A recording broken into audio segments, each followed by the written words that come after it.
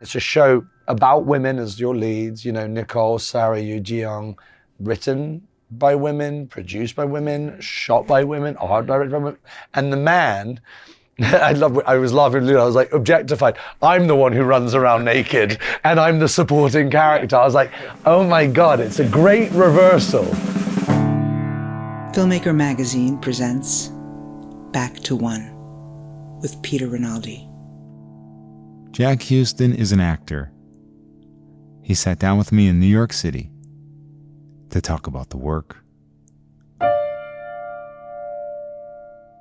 Do you have a typical way that you like to begin your preparation process when you have a new character and you start to think, how am I going to wrap my arms around playing this person? Is there a typical first step that you take? You know what? And it's a really weird first step because it's not even to do with whether the material itself or what, you know, the part is.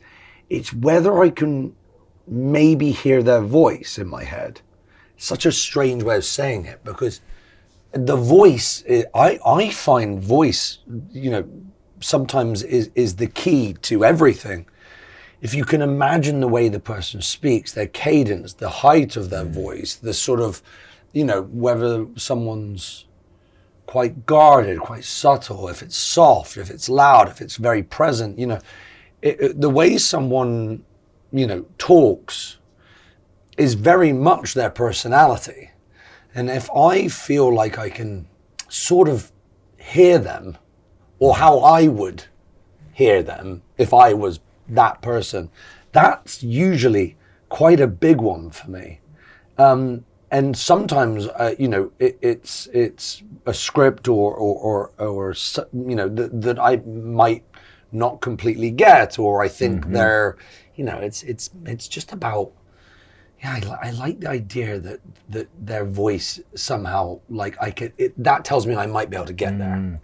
And I always find it fascinating that, you know, out of the billions of people there are, that you can hear someone's voice and you know that that's that person. Yeah. Isn't that amazing? Yeah, it is. And I'm saying, like, that you can actually, from a radio, Yeah. you know, or you know, or an interview, or close your eyes and someone speaks and their first word, you're like, oh, that's Jack Nicholson. Yeah, yeah, you know, yeah. that's my brother. Yeah. God, that's my best friend Sam. You know what I mean? Like, out of all of the voices that we hear every single day. And we're really getting a firsthand realization of this with AI and this voice thing.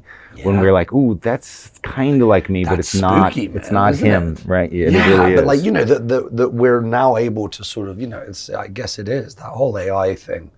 You know, it's like stealing. It's like literally, but stealing one's soul. Right. You know, I mean, it's sort of digressing in a little way, but it's you know, I when I first sort of started acting and, you know, performing on stage, that was one thing, because it was all about sort of elocution, it was about projection, it was about, you know, boom, you know, this whole idea of it. And then sort of moving on to film, and really it was the moment where I used to be sent a lot of characters that were me. And, you know, agents don't really see past you as a person. You have to do something to say, oh, he's a character actor. Yeah. And I remember when I got sent Boardwalk Empire, I wasn't sent it for the specific role. I was sent, and I read the script and I said, this guy's interesting. And I came up with the voice, and I realized that voice was my key into that person, into that character. And it was this sort of revelation for me as an actor, because I said, you know, if you could, you know, the way he spoke, the way he sort of pulled himself, you can hear someone shy. You can hear the embarrassment in someone's voice. Yeah. You can hear the nerve in someone's voice. You know, the nerves. There's so much behind it, and you know, sometimes someone can come out all bullish and say stuff, but you also don't. You know, you can also hear the lies in someone's voice. Right. So it's an interesting way of looking at it, and I never really heard someone do that. So. And that character, of course, half of his face is Yeah. not, so you're not able to use your whole face as Yes, an actor. exactly. So that's even more important, where you have to bring up that voice side. And really nurture that voice and how he speaks, because also, Right. I said it's uncomfortable for him to speak. Right. So when he does speak, it has to be about something. I'm like a puppy, you know what I mean? Like I speak too much sometimes, you know, like I'm blah, blah, blah, blah, because it's sort of like my affability. It's sort of like, you know, sort of relating to someone. I sort of sometimes overcompensate. But that's just natural as a person, but I think that's quite telling of Right, who I am. right. And then I thought about someone like Richard Harrow, which when he is speaking, has to be about something. It's very pointed. Like he's not going to waste a word. Yes. Because he also doesn't like doing it. Yes.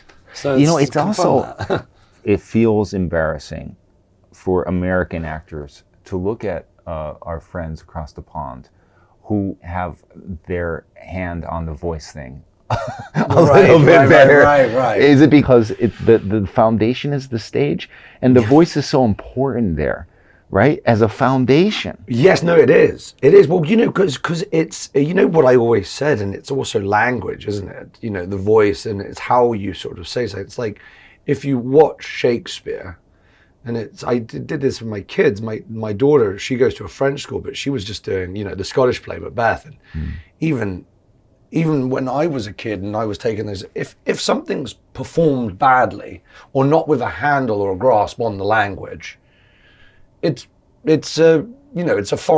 completely foreign. Yeah. You don't understand a bloody Yeah, word. yeah. Whereas you could be a 8-year-old kid, and if it's said with intention and you've got a Interesting. grasp of the language, Yes. and you're posing it to somebody Yes. in such a way, somehow it becomes clear and you understand, and it's one of the most beautiful, miraculous moments that you can sometimes just understand somebody from the way someone speaks. That's true. You know, to That's you. so There's a fun way in that. I found languages and all the great actors, you know what I mean? Like when you really go back, it's like why people do impersonations of the great actors. Yeah. It's because their voice Yeah. is so familiar. Yeah. And you instantly know, you know, are you doing Al Pacino? Or, Yeah. you know, or it's suddenly you're Jack Nicholson. And it's so, you know, it's like all these different things. It's like, it's amazing that these sort of, you know, it's like everything they have, they're so specific.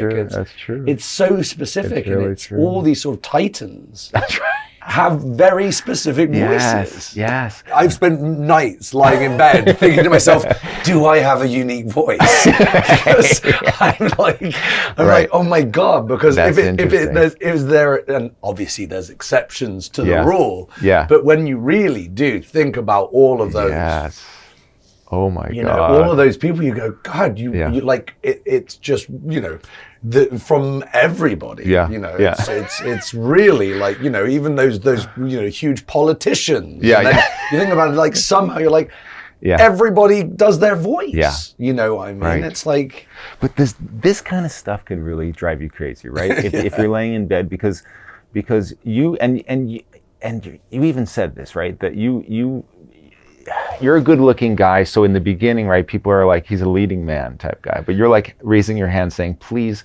actually, I'm an actor. I really don't like them. Yeah, exactly. I want to do character, you know, character stuff, and then you venture off into this realm where you're, like you said, you have to prove that you can, and then they'll open up the door for you as. And then you do all the characters, and then you want to do the leading man stuff. They're like, well, he's not. He's a character actor, and you're like, are you kidding me? And then you do one though, and then you're back. And then you're back. And then you're like, you got it all. It's so insane that we are like this. So insane. I mean, you could say like the representatives are like this, but it's really everyone. You have to prove to the audience that you're a leading man too. Oh, 100%. It's so funny. There is that idea where, you know, the leading man stuff, you know, there's the white whale of roles, which is like character leading man. Right, You right, know, like right. when you do go and do it, you know, like Right. what Christian Bale's sort of doing on Right. every performance. It's like, Right. you know, he's like managed to sort of, you know, find that Right. sort of amazing niche where Yeah. it's like, if he's going to take on a role, it's not only leading man, but it's also a fascinating character Right, right. that he's able to completely change. And obviously Daniel Day-Lewis, for, you know, every Right. time, it's why you sort of wait with bated breath for any performance the guy does, because you Yeah. know, whatever the film, it's going to be interesting. Yeah, you know, right, he's right. going to have a new take on something we've never seen before. Yes. And it's amazing. You said once that you had actually a hard time transitioning from the stage to film acting, yeah, right? Like yeah, where it very was. hard. It seems to me though that would be easier than the other way around, right? I mean, like, what was it? What was it that you needed to get used to about film acting? You know, it's so funny. It's like, it maybe wasn't as much as when I was on set. It was the auditioning process. Oh, It was that idea of, you know, if you're on stage, you know, you're. I always said it's interesting. You never enjoy the first 10 minutes of a play. Like you don't. Like whatever happens is, you're suddenly being put in this room where you're watching people pretend you're not there. you have to try and believe them. And like suddenly, so you've got 10 minutes where you're like, oh, either this is going to be great or it's just awful.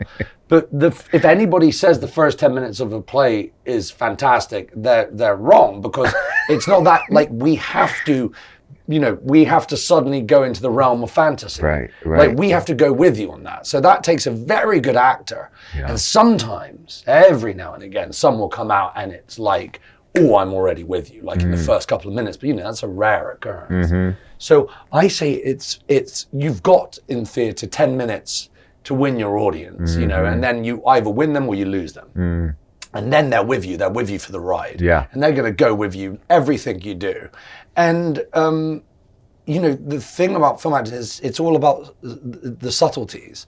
Like if, you know, it's like a magnifying glass. So for the first time I can whisper. Right. You know, it's for the first time, the slightest movement, and also the camera, you know, the edit, what you're looking for in film is, can I work, you know, not only will they give me the performance, but I can also be the architect of this performance in my edit as a filmmaker, and I can take that, there's subtleties, I can find this, there's something there, you know. It doesn't have to be perfect straight off the bat. It can be a bit of a jigsaw that we're going to put piece together. And the thing about stage is, you know, I took a long time getting into character. So the whole idea of walking into a room and being the person it was foreign to me. So I would always be like, you know, but I'm not going to do that, what I just did for you. So the audition was like, it's not going to, I got to be honest, I'm like, what I just did now is not what I'm going to do on screen. So I think it probably scared the shit out of a lot of filmmakers, because they were like, what do you mean? We want that. This is what we're casting. I was like, I'm like maybe 5% of the way there. You know, like, just you wait. And by the way, it might be awful when I get 100% of the way there. And it might be something that you really don't like. But, you know, it's like, do you get the essence? Like, are you getting the flavor of what I could do? You know, because, but sometimes something just speaks to you, like Boardwalk, and that character was funny. I just read and I was like, oh, I don't know. Like, I know you. Like, I know you. I know who he is. He's like a part of me. So it's like sometimes you're lucky enough to come across that character that you can do. What is your ideal amount of time that you really would need? And you can be insane right now. When you answer this question, don't be afraid if the number is high. The amount of time that you would ideally need to get into a character from when they say you got the part until the first day? Depending. I mean, but I'd say 6 months. 6 months would give you, because you want to, you want it to be so familiar that you're not thinking. Yeah. And I think the familiarity, and that means time when you're not thinking about it, but actually subsequently thinking about it. Right. So it's the last thing you think about before you fall asleep, and usually the first thing you think about when you wake up.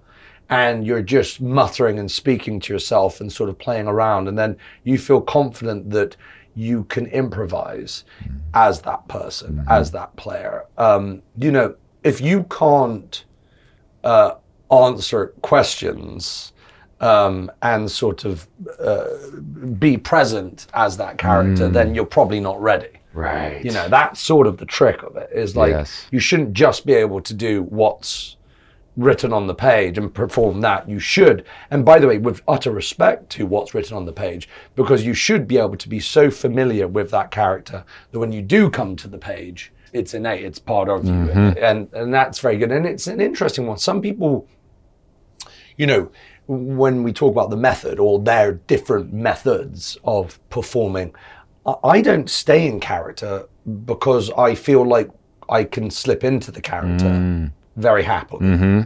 And that also probably takes time then too. Yeah, that's what I mean. I Yeah. think that's it. And you know, sometimes I was never that actor. You can't help but take it a bit away with you and what's going on that night, and depending on what type of scene or movie or play you're doing, of course, if it's a sort of rather harrowing, you know, drama, but you know, yeah, you're gonna be taking parts of that into your daily life, and I'm sure my wife would say I'm a much more difficult person to live with, depending on the type of film or play I'm making.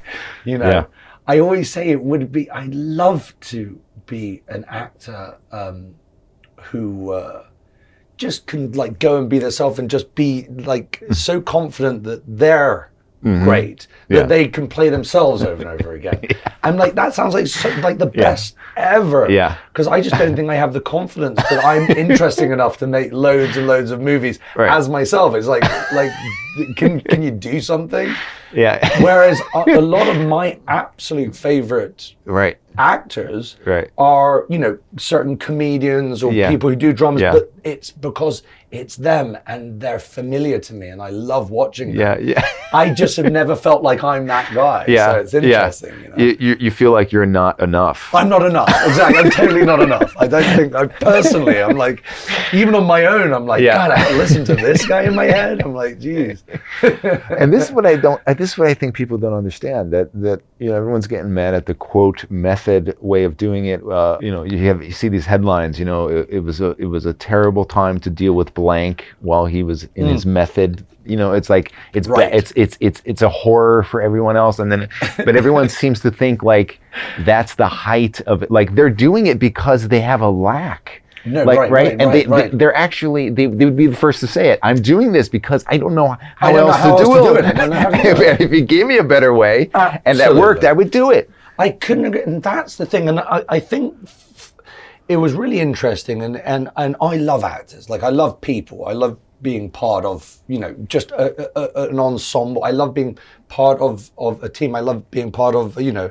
The same in the theatre, directors, writers, crew, everybody. I really enjoy the process and understand how important everybody is in front of, behind the camera, on stage, you know, off stage. It's like, it's a great team and it's such a wonderful thing to be a part of. And I think being on the other side of the camera for the first time, it was really interesting because I realized there's no one way to speak to an actor. Every actor's different. And it's about being sensitive to their process, not the other way around. So how I spoke to one person was completely different to how I spoke to somebody else. Yes. And it was like trying to weigh up, what do they need from me? Yeah. And what is going, and sort of how I feel. Like, yeah, I like when someone comes and says, that was great, or that's not working. You know, I mean, I like people speaking to me about it. You know, I think it helps, but you know, sometimes people don't need you necessarily to come and speak to them. It's sometimes about something else, or you mask it with something else, or say, oh, it's about someone else. Or, what I really found was looking at the story as a whole. So if something wasn't working, it was because it didn't work in conjunction with the story in its entirety. So one would point out, you know what, we've got this bit and we've got to get here. So do we think this is right for this moment? You know what I mean? So it's not a criticism, it's the conversation. And I find that that's what actors quite like, is the conversation. Yeah.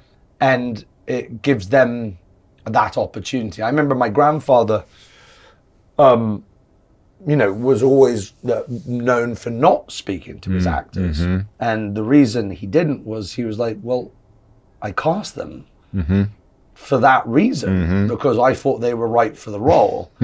And now I'll do my part and you do yours. Yeah, And of course, and I remember, I think it was, I think it might have been like Marilyn Monroe or someone who said he never spoke to me, and they said, well, if you did something he didn't like, he would have. Right. It was a good sign if he wasn't speaking to you. Right. And that's very hard for us to digest, because we need affirmation. We need praise. We need, like you were saying, you need that smile. That's right. But I do think it's better to say nothing than the wrong thing. Than the wrong thing, exactly. Right? An absolute blank face is Yeah. better than almost like maybe 90% of the things that you can say. I so agree, man. Right? I think that, by the way, you might have found, that's the trick, is I think people as directors or around, they feel they have to say something. That's right. Or else they're not doing their job. Right.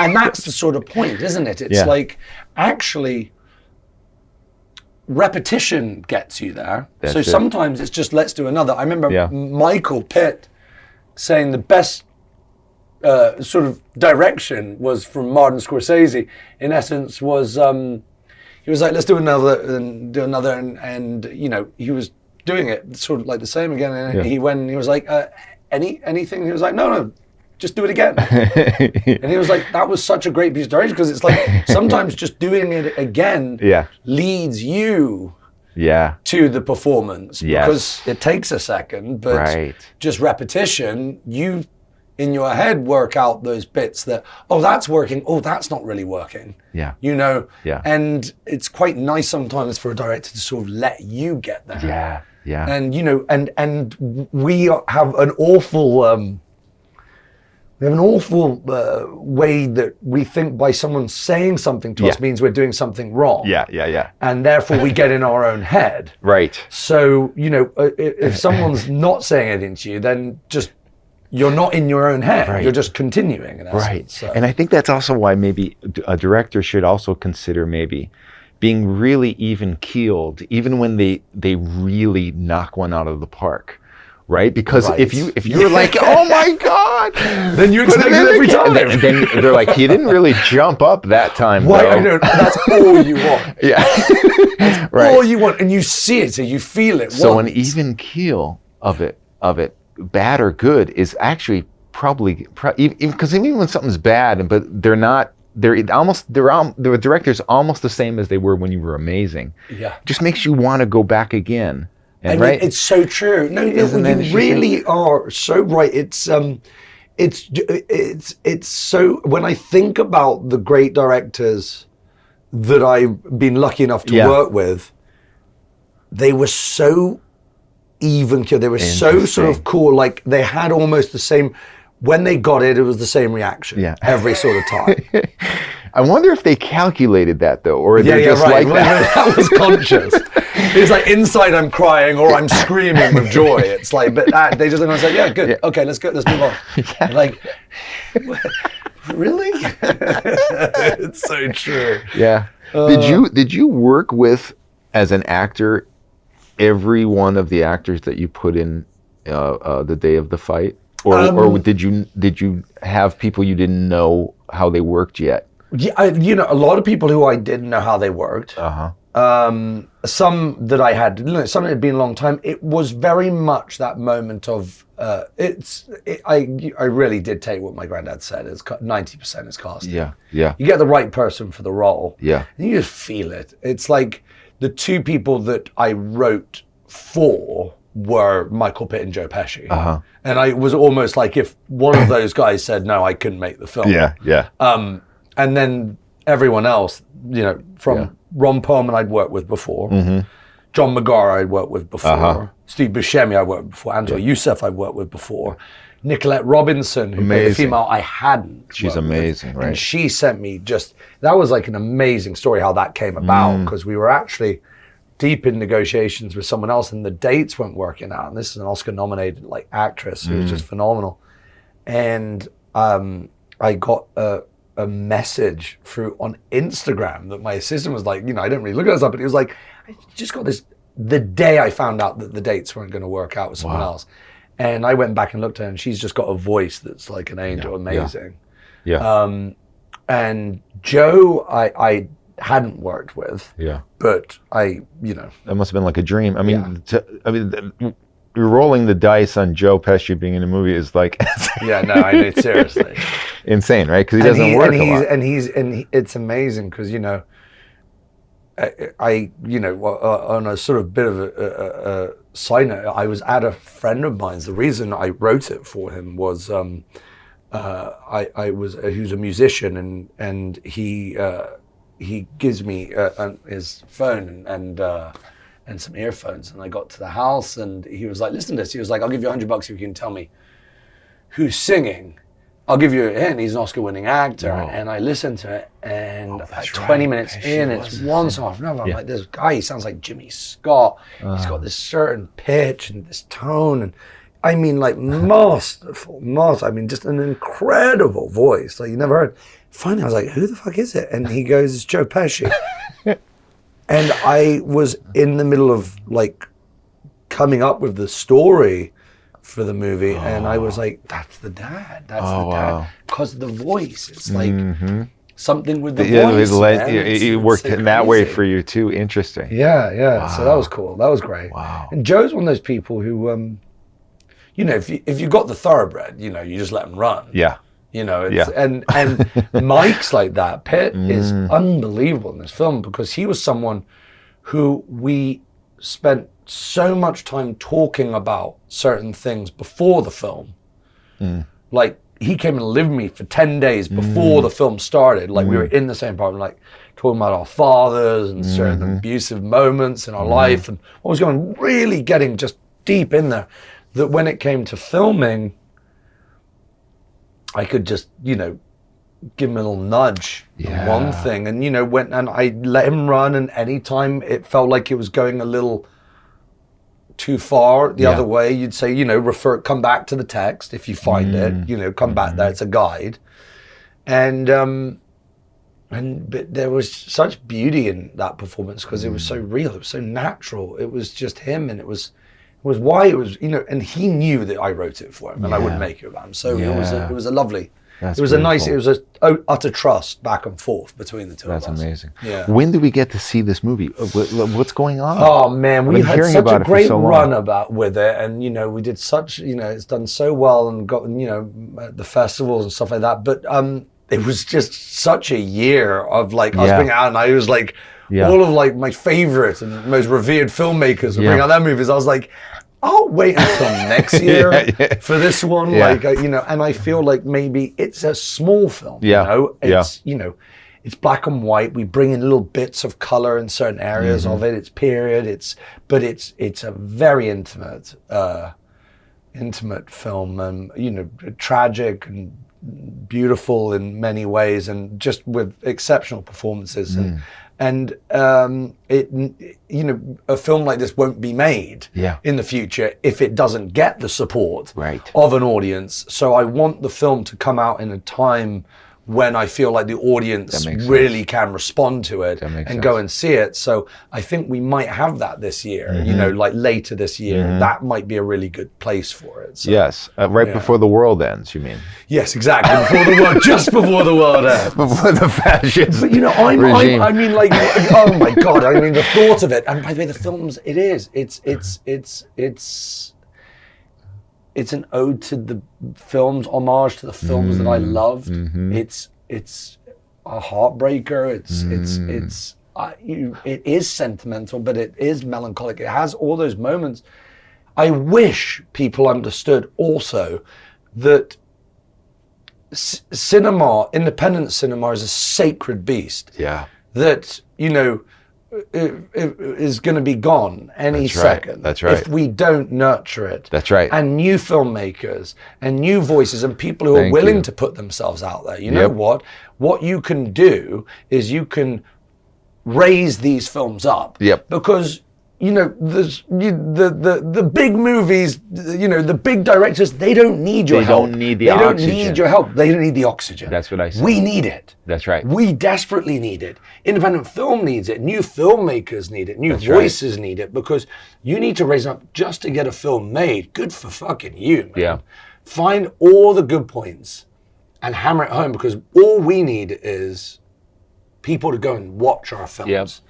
And what they're sort of like subsequently doing by, and this is nothing to do with me or my film, I'm just talking about in general, which I noticed in the business, is you're ruining your own jobs, you're ruining your own business by not supporting these films. Yep. Because, fewer and fewer movies are going to the cinema. Right. And fewer people are going seeing it, because if you don't, raise awareness, nobody's going to turn up. And they're the people that should be raising awareness, because they can. And sometimes I want to just reach out and be like, why is this the 500th article about a Spider-Man or some fucking bullshit? Right. Why do you feel like you need to contribute to that idiot when it's a bad movie anyway? There's 365 reviews about the last Marvel movie. And even if they're saying like it's bad, it's still oxygen that goes to it. Absolutely. That's even saying it's bad. Absolutely. Is It's oxygen. being talked about. Yeah. At least you're talking about it. Like, talk about our film. Pose the questions. Right. You know what I mean? Right. Get people to go see it. My thing is, I love the experience of watching a film, especially an original movie. Yeah. And having that experience. And it's hard because, of course there are the streams, but like just that idea of going to the cinema, man. I mean, when we were kids, it was possibly the greatest feeling that's ever sort of happened. The moment when you're like, oh man, we're going to go watch a movie tonight. Yep. I remember the intermission, and you go get your ice cream in between, and you wait before it, and the car ride home, that warm fuzzy feeling of watching a movie. Yep. And now I don't think that warm fuzzy feeling exists anymore. No. Especially even, I've got an 8-year-old and a 10-year-old. Mm-hmm. And you can watch a movie anytime, in their eyes, it's like it's on Netflix, on this, it's on that. It's like even just to watch a film. Yeah. We had 4 TV channels in the UK. If you didn't have cable, whatever it was, that was growing up. So you'd have one movie, like maybe on a weekend there'd be like the movie that you would wait for if you were at home. So it's like if you missed it, it's gone. And if you missed exactly, so you get on, they'd be great films, but throughout the day you'd wait for these movies. And it was so cool, because you realize it was special. We still made it special, and now. Right. Feels like we're not, things aren't as special, but they are. And they're still there. And it's been painful having this show, because sometimes I'm watching movies early, and I'm blown away by some of these things. I have the people come on the show, and then the films don't go anywhere, and I have to, in my own way, with my 1,000 followers, try to get people to see this stuff. Yeah, and I feel like I'm yelling into a black hole. Yeah, right. Of course. But people that have an audience who would love this film are not talking about it for some reason. It becomes a real big pet peeve of mine, man. I mean, it's and like you said, it's going to go bye-bye. It's not is. It's just not going to be money for it. And by the way, I think one can be rather, I said I'm shameless about promoting this film, because other ones, I will yell, and I was like, please tell everybody, come and watch the movie. We need your help. Yeah. Film needs your help. Independent cinema needs your help. Yeah. There's never been a time where it's been more precarious. I'm saying, just cinema, and like going to the festivals, and this last sort of being part of the last season, when you hear about the number of films that actually sold, it's next to nothing. Yeah. And maybe we do need a complete gutting out Yeah. of everything, Yeah, right? exactly. And, Start and almost building. a reset, right? A reset to sort of like, oh my God, isn't this incredible that Yeah. we're doing this? Yeah. And isn't that beautiful? What an amazing Yeah. performance. And that was so perfectly worded. Or, God, did you see how they lit that? Or that amazing shot here. It's like one can find inspiration in the most strange and curious of places. Yes. And it is that, just that, you know, I was a younger actor. You know, there's nothing better than finding a single performance that might have been overlooked and just Yes. saying, wasn't that something? Yes. And that served as inspiration for this, and this. Right. Like I have moments, I have looks from films that, like, I mean, it's a weird one to say, but I remember there's a moment over here it was called The Professional. In England it was called Leon. It was Leon the Professional, yeah. film, exactly, The Professional. Yeah. And there's a moment where Jean Reno is watching Singing in the Rain in an empty theater. Yeah. And he, you know, he's this hardcore assassin. Yeah. And he's a child and he looks around with this childlike face. And I said, that was my inspiration for Richard Howard. That look, that entire look was my inspiration for Richard Howard. Yeah.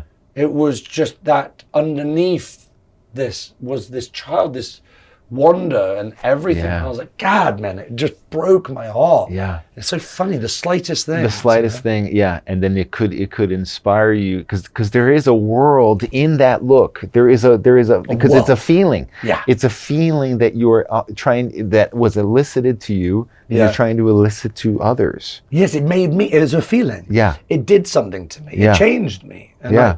and you can actually remember all those moments Right. where something changed you. Right.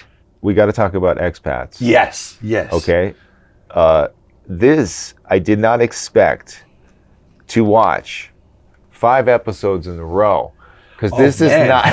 Did it go to you? Yes. You now, good for you. And and because this is not necessarily on paper my cup of tea in terms of a show. Right. What does it say to me that I just want like a spin-off with just your character? Oh man, that's so I mean, cool. Dude. that says a lot about me, I think. Maybe not such great things. No,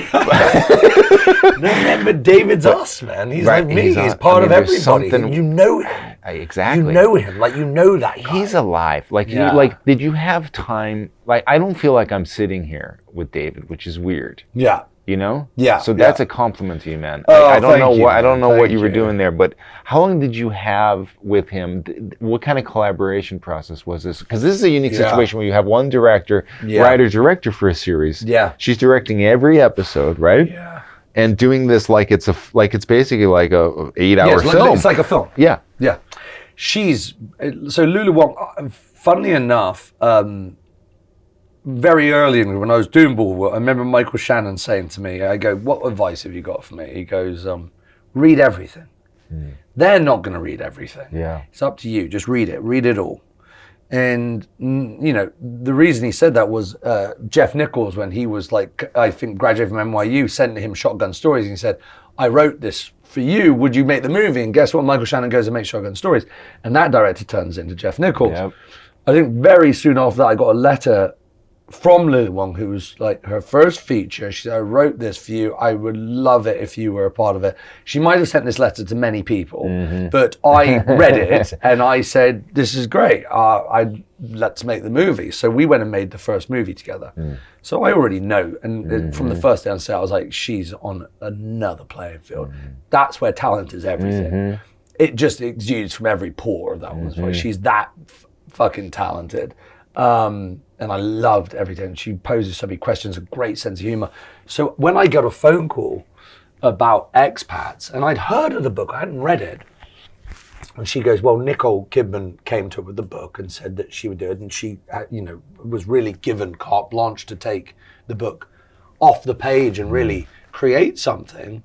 She said, I want you to play this guy. And I was like, oh, okay. And he was like, you know, going for a pretty serious midlife crisis, you know, battling with alcoholism and, you know, just, you know, but it all stems from trauma. And she goes, you know, we've seen a lot of shows about victims. What we haven't seen is sometimes the perpetrators spend their entire life with this weight on them. And, you know, a lot of time, I was just reading about this yesterday about, you know, someone who was involved in some form of crash or some horrible tragedy. And a lot of the time, you know, they take their own lives. They can't live with the guilt.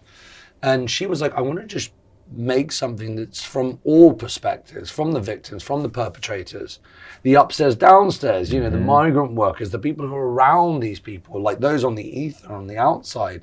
You know, it's really, it was such a sort of interesting one. And then she said, you know, it's a big one, but, you know, I had to go to Hong Kong and shoot, but she was like, you need to gain 20 pounds and you need to be willing to, you know, run around naked for a bit. And I was like, for nobody else would you agree to. Usually you hear actors spending 6 months like getting the best body ever. She was like, I need it. So I ended up putting on like 30 pounds. I went above and beyond. Wow. I mean, literally I would get messages. Like, I remember because in the hotel, I was like, she was like sending me food. She was like, you've got to keep eating. Don't think that. I was like, I might go to gym. She was like, don't do anything. Don't exert yourself. Like, you know, you got to take it easy. This is like a dream for me. By the end of it, I'm not joking, but man, I'm telling you, Hong Kong, the best food ever. It's like noodles and desserts and everything they sent you. And I was like, it's the first time. But after the first 20 pounds, the last sort of 7-8 pounds, my body was shutting down on me. It was just like going, you know, I had a few months to do it, but it was just like, oh my God, like, God, I loved it for a while. And then I got to that moment where I was like away from my family, incredibly lonely, like eating noodles at 2 a.m. But when your body's changed like that, does that affect how you're stepping into this dude? Because your body's literally different. Yeah, absolutely. That's sort of why I want to do it. The physicality of him. There's a sadness to David, like, which I understood. And I think it does stem from that trauma, from that childhood trauma, you know, being a perpetrator, somebody who an awful accident, you know, that can affect your entire life. And sometimes it rears an ugly head, you know, when you least expect it, and it can stay buried for a long time.